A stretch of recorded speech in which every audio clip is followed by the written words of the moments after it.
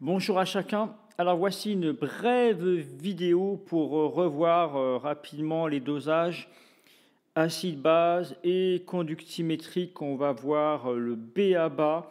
Alors exemple, voici cette courbe. Alors je passe rapidement sur la partie expérimentale, burette, sonde à pH mètre ou conductimètre, agitation magnétique, etc. Ici, vous avez un dosage typiquement acide-base. Alors, nous voyons que la variable en ordonnée est le pH en fonction du volume versé. Et si vous remarquez bien la courbe de pH, alors on voit déjà que le démarrage a lieu en pH acide. Il est donc très probable que nous dosons en acide. Et on voit un saut de pH assez important ici, où on peut repérer à peu près au centre le fameux point d'inflexion. Le but du jeu, c'est de déterminer en général le volume équivalent et conséquemment la concentration de l'acide inconnu. Alors, si vous voulez, pour ce type de dosage, on peut commencer à regarder un exemple. Alors, je vais faire que des exemples. Là, par exemple, on va dire que c'est le dosage de l'acide méthanoïque par la soude. Acide méthanoïque, faites gaffe à votre nomenclature en HCOH. C'est un carboxyle qui n'a qu'un seul carbone, donc méthanoïque, c'est un acide faible. Et on peut le doser par la soude, par exemple, qui est une base forte. À vous de connaître évidemment parfaitement les formules et donc de pouvoir ainsi déterminer l'équation du dosage. Alors pour la soude, c'est l'hydroxyde de sodium en solution aqueuse. Alors on va écrire comme ça, c'est pas terrible. Il faut mieux écrire H au moins, hydroxyde de sodium. La soude dans le langage courant. Pour écrire l'équation du dosage, on va l'écrire. Dans la pratique, on met plutôt l'acide méthanoïque de concentration inconnue dans le bécher et dans la soude, on va donc placer dans la burette, pardon, on va placer évidemment la soude. En ce qui concerne les couples, donc vous avez deux couples acido-basiques, HCOH, HCO-, HCO- et ion méthanoate, c'est la base conjuguée de l'acide méthanoïque, et vous avez un des deux fameux couples de l'eau, H2O, H-. Je vous rappelle qu'H- est une base forte. Pour écrire l'équation du dosage, eh bien, H- correspond à le réactif type base. Par définition, capte un proton égale H2O pour la demi-équation du couple. Et en dessous, vous écrivez qu'on dose l'acide méthanoïque. C'est un acide, donc par définition, il va délivrer un proton. Et bien sûr, qui c'est qui va capter? C'est sa base conjuguée. Quand vous sommez, vous avez donc H- qui va doser l'acide méthanoïque. Alors, je vais relativement vite, hein, on a travaillé beaucoup ces choses-là. Ça doit vraiment devenir extrêmement simple pour vous, récurrent, c'est la routine. Voilà. Voici pour l'équation du dosage. Alors, on fera l'application numérique dans une page ultérieure avec calcul du volume équivalent. Donc voilà, très concrètement, l'équation du dosage, typiquement acide-base, les deux réactifs étant le méthanoïque et l'ion hydroxyde H-. Si on regarde une courbe un peu différente, alors vous repérez ici évidemment une courbe de titrage type pH métrique, donc on est sûrement dans de l'acide base. Remarque importante, à V égale 0 versé, nous sommes à un pH basique. Il est très probable que là, nous sommes en train de doser une base. En l'occurrence, ça peut être, si vous voulez, de l'ammoniac, parce que là, ça va être une base forte. Alors ça se voit parce qu'ici, vous avez quand même un point d'inflexion, l'air de rien, mais on n'a pas encore vu ça en cours. Et bien sûr, le point d'inflexion important va se situer à l'intérieur du saut de pH.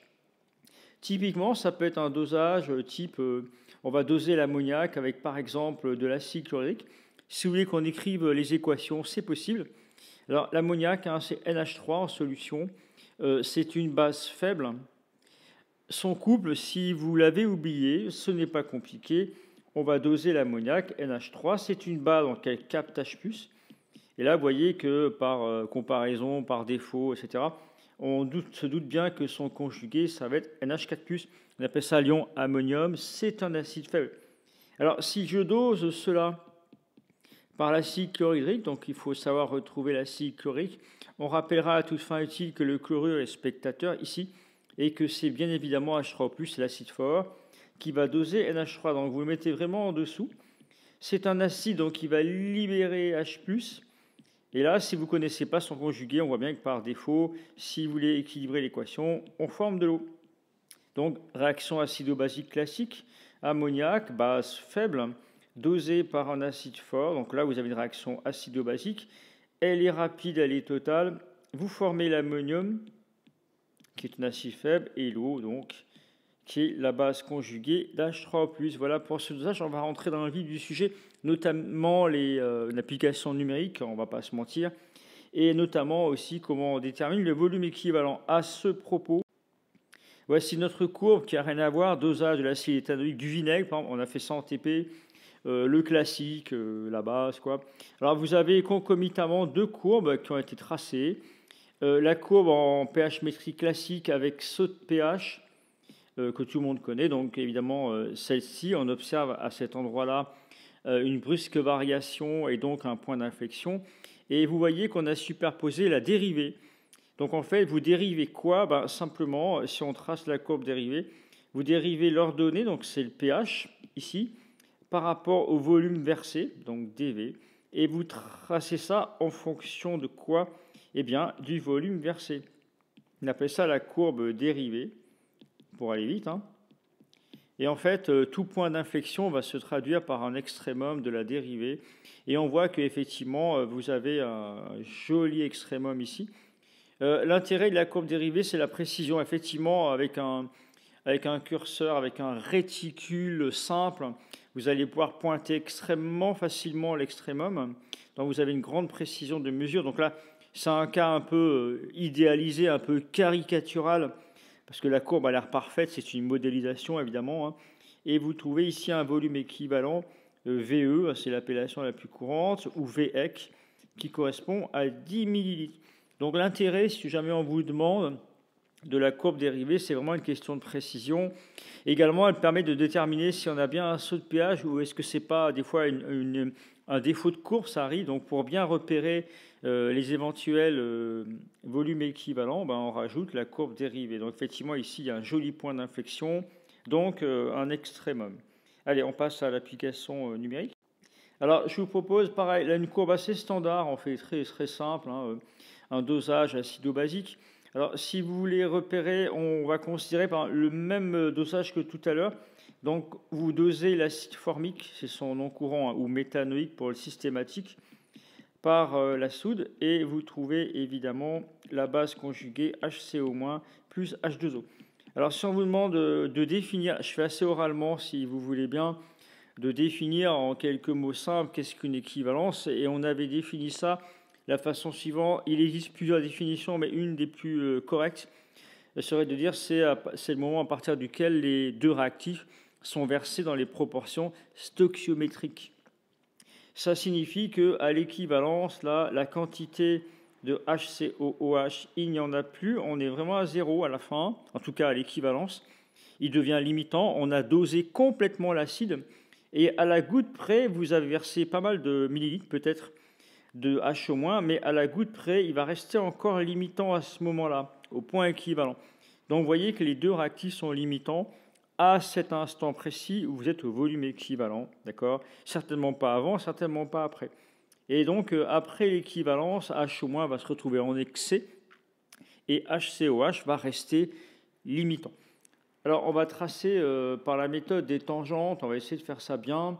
Je vous trouve une couleur qui va bien. Alors, pour tracer ça, vous essayez de repérer une tangente à la courbe assez élevée ici. Donc, vous voyez ce que je suis en train de tracer pour la partie haute. Et la partie basse, parallèlement, vous tracez également la tangente. On appelle ça la méthode des tangentes pour cette raison. Donc, vous voyez, les deux droites sont parallèles. Et de façon équidistante, alors je vais faire au mieux, si possible pas dans la zone du point d'inflexion, vous faites une perpendiculaire comme ceci, bien sûr, très simple, et vous essayez de tracer la médiatrice. Je fais au mieux à l'écran, donc vous voyez la médiatrice qui apparaît ici.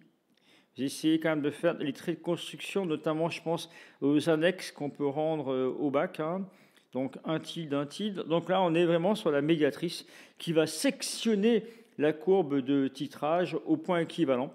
Alors, on l'appelle E. Voilà. Et donc après, par report graphique, vous essayez de reporter les coordonnées. Donc pour le point E ici, vous voyez, on fait au mieux. Voilà. On va retrouver alors deux choses, autant le volume équivalent que le pH à l'équivalence. Alors pour l'instant, nous en cours, on s'en est pas trop préoccupé, mais le pH équivalent a une importance. On verra peut-être un petit peu plus tard. Voilà pour les tracés. Donc là, par exemple, sur cet exemple ici, j'ai pHE, alors qui est un peu supérieur à 8, 8,2. Donc on voit qu'on a quand même une équivalence légèrement, même plus que légèrement basique. Et là, en dessous, vous avez sur l'axe des abscisses la valeur de VE qui apparaît. Alors pour l'exercice, on va choisir, alors c'est entre 25 et 30, mais c'est peut-être un peu plus du côté 30. Allez, on va faire 28 pour le cas d'école, 28 millilitres. Donc voilà, si on vous demande les composantes ou les coordonnées du point équivalent, eh bien vous écrivez sur votre copie point équivalent en termes d'abscisse 28 millilitres et en termes d'ordonnées, eh bien on a un pH qui vaut évidemment 8,2. Faire ça pour vous. Alors, c'est pas forcément tout le temps demandé, mais pour quelle raison on a un pH un peu basique comme ça à 8,2? Eh bien, le seul acide qui était présent, finalement, c'était HCOH, qui devient, à cet instant précis, réactif limitant. Que reste-t-il dans votre bécher, par exemple? Eh bien, HCO-, de l'eau, le solvant, évidemment, Na+, qui sont spectateurs, on ne les oublie pas, ceux-là. Donc, globalement, vous avez une solution aqueuse basique, parce que HCO- est une base faible. Tout ça est assez cohérent. Et donc, on peut vous demander, dans cette expérience, eh bien, écoutez, nous avons prélevé, par exemple, je ne sais pas moi, 10 ml d'acide, donc au début, VA égale 10. OK. La concentration en soude, souvent appelée CB, 0,20 mol par litre. Question, déterminer la concentration molaire d'acide. Alors, la phrase magique, évidemment, est la suivante. Alors, j'essaie de serrer un petit peu.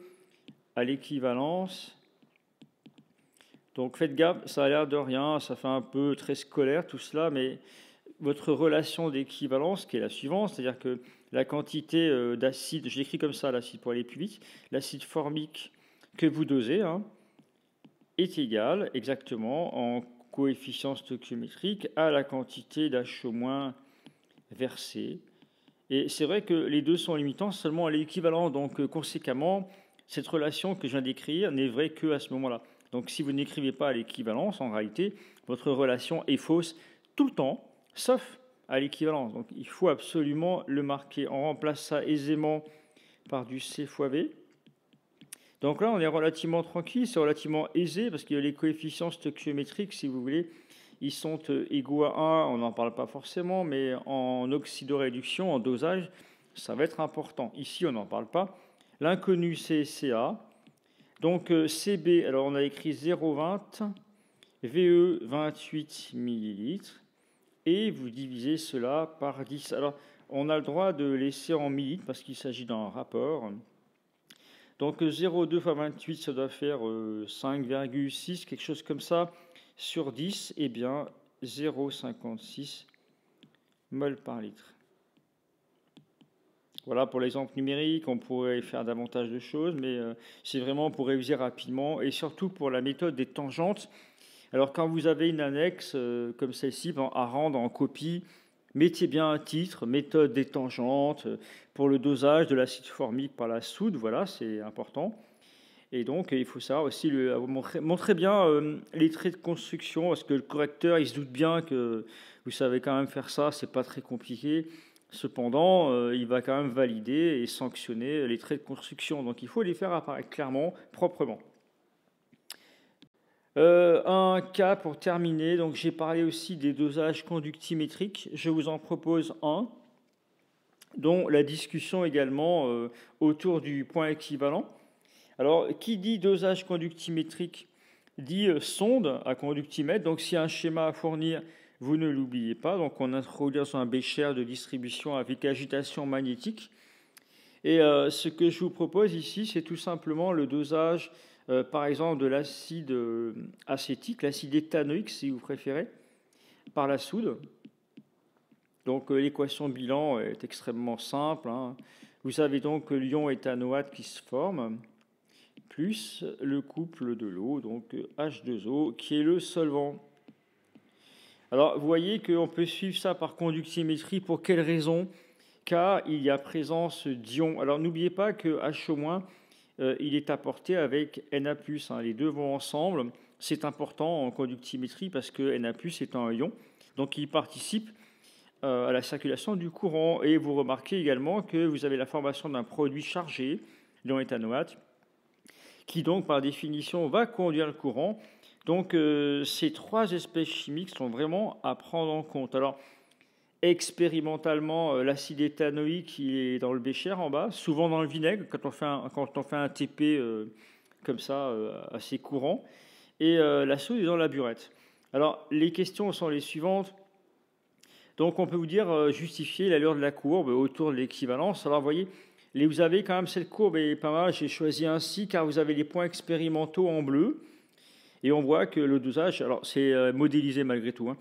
Le dosage est parfaitement correct, on a des points qui sont relativement alignés, et vous avez une brutale rupture de pente après l'équivalence. Alors vous remarquez que l'expérimentateur a resserré les points de mesure autour de cette rupture. Donc vous faites ça aussi en TP où on vous demande de faire attention autour du volume équivalent, admettons qu'il soit connu à l'avance, on resserre les points. Alors ces points-là sont expérimentaux en bleu. Il faut à tout prix faire les tangentes. Alors les tangentes qui arrivent à englober un nombre maximal de points. Donc vous voyez que c'est le cas. Et donc la rupture de pente s'observe par le point de concours en fait des deux tangentes. Alors si on prend une règle, on peut toujours essayer de tracer et de déterminer expérimentalement le volume équivalent. Alors je vais le faire ici. Donc voilà le trait, je ne suis pas tout à fait dessus, j'ai l'impression. Ah, c'est pas brillant. Non, on va faire ça bien. J'efface, je recommence. Essayez de viser juste là. Voilà, là c'est pas mal. Donc là, vous allez par projection trouver évidemment le volume équivalent. Voyez. Alors ici, on ne fait pas de calcul, ce n'est pas l'objet. Donc ça peut être par exemple 14 millilitres. Voilà, vous avez fait ça en TP, et puis donc c'est assez simple. Ce qui m'importe le plus, en réalité, c'est de discuter la forme de cette courbe avant et après l'équivalence. Alors, par exemple, pour un volume inférieur ou égal à VE, que peut-on dire? Alors, je vais faire beaucoup oralement, hein. On voit que la conductivité, alors n'oubliez pas, ce qui est en ordonnée, c'est souvent la conductivité sigma. Alors, en millisiemens par mètre, ici, c'est vraiment la conductivité. Et en abscisse, vous avez le volume de soude versé. OK. Alors, il faut discuter un petit peu de tout cela. Et figurez-vous que la conductivité, alors la loi de Kohlraasch, hein, on vous rappelle, sigma, lambda I, Ci, on voit que la conductivité dépend des concentrations des espèces ioniques et également de leur capacité à conduire le courant. On appelle ça les lambdas. Alors, les lambdas, c'est les conductivités ioniques, donc elles sont propres à chaque ion molaire. D'accord. Souvent, elles sont, alors, dans la pratique, dans les tableaux, elles sont en millisiemens mètre carré par mol. Donc, on voit bien que c'est molaire. OK. Et donc, la conductivité dépend des ions. Alors, si on regarde avant l'équivalence, qu'avons-nous? Alors, on a H-, OK, on a Na+.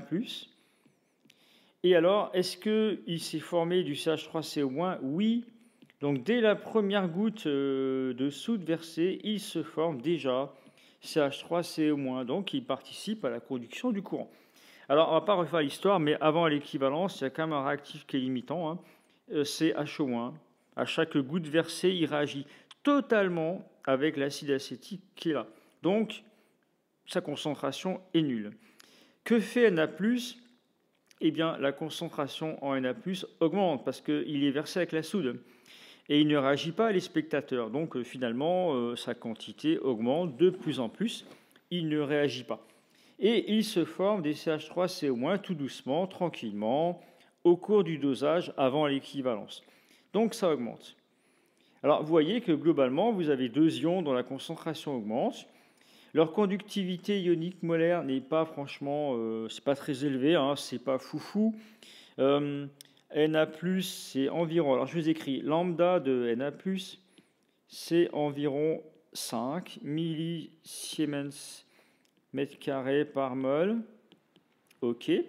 Et pour l'ion acétate, là, CH3CO-, ces valeurs-là vous seront fournies s'il y a besoin, hein, évidemment. C'est pas fou non plus, c'est 4,1, même unité. Donc vous voyez qu'on a des ions pas très conducteurs, mais bon, ça augmente un peu. Globalement, qu'observe-t-on à l'écran? Eh bien, vous avez une augmentation quand même continuelle de sigma. Donc globalement, vous rédigez et vous dites bah, sigma est en augmentation. Loi de Kohlrausch, proportionnalité, augmentation des concentrations, essayez de rédiger au milieu. Alors, si vous regardez après, je vais glisser ici, pour un volume supérieur, un volume équivalent. Alors, on est d'accord que AVE, les deux sont limitants, ok, on est d'accord. Mais ce qui nous intéresse, nous, c'est la rupture de pente. Alors, qu'est-ce que ça change? Regardons nos espèces chimiques, H-, Na+, CH3CO-, surtout ne rien oublier. Hein. Donc là, il y en a 3 seulement, mais il peut arriver qu'il y en ait davantage, quand notamment les deux réactifs sont ioniques. Là, ce n'est pas le cas. Vous avez une molécule ici, CH3COH. Alors, H- est-il limitant? Eh bien non. Maintenant, H- est en excès. Il a totalement dosé l'acide. Lui, en fait, c'est terminé. Hein. Donc, H- augmente. Il est en excès à chaque goutte versée. Na+, bah, lui, il est tranquille. Hein, il fait son petit tour. Il est touriste. Il ne réagit pas. Et comme on continue de verser la soude, il augmente. Que fait CH3CO-? Eh bien, excusez-moi, CH3CO-, il ne s'en forme plus. Pour quelle raison? Il n'y a plus d'acide éthanoïque. Donc en fait, la concentration n'est plus vraiment un critère ici. On va la faire à peu près constante. Alors, il y a des effets de dilution, donc elle pourrait presque diminuer à la limite. Ce qui nous intéresse, ce sont les deux ions qui augmentent. Alors, vous voyez, il y a un point commun avec tout à l'heure, c'est-à-dire que Na+ était déjà là, il continue. Donc, on va dire, ce n'est pas lui le critère. Le critère, c'est évidemment le reste. Et le reste, c'est quoi? C'est qu'à la place de CH3CO-, on a H-. Alors pourquoi ça change à ce point-là? Je vous l'écris en dessous. C'est que le lambda d'H- n'est pas du tout dans les 4 ou 5, mais plutôt 19,8 millisiemens. Oui, je dis siemens, hein, voilà, je fais ce que je veux, c'est ma vidéo, voilà. Et voilà. Et donc, évidemment, c'est un ion nettement plus conducteur que les autres. Donc, bilan, qu'est-ce qui se passe au niveau du switch ici? Eh bien, on remplace un ion peu conducteur, l'acétate ici, par un ion très conducteur H-. Mutatis mutandis, comme on dit en latin, c'est-à-dire toute chose égale par ailleurs, effectivement, Na+ étant identique, on voit que le seul critère déterminant, c'est qu'on remplace un ion peu conducteur par un ion très conducteur. Conséquemment, augmentation un peu plus importante de sigma, rupture de pente. Voilà, j'espère que ça vous va. Je suis un peu long là-dessus. Essayez de revoir cette vidéo. Donc si vous m'entendez actuellement, c'est que vous êtes allé jusqu'au bout. Bravo. Félicitations. Ça ne vous dispense pas de regarder votre cours, évidemment, de refaire les exercices inhérents au cours. Cela va sans le dire. Et puis voilà, faites au mieux, révisez. Il y aura une petite interro, des petits calculs et même évidemment des définitions, des courbes. Voilà, je vous souhaite bon courage et à la prochaine.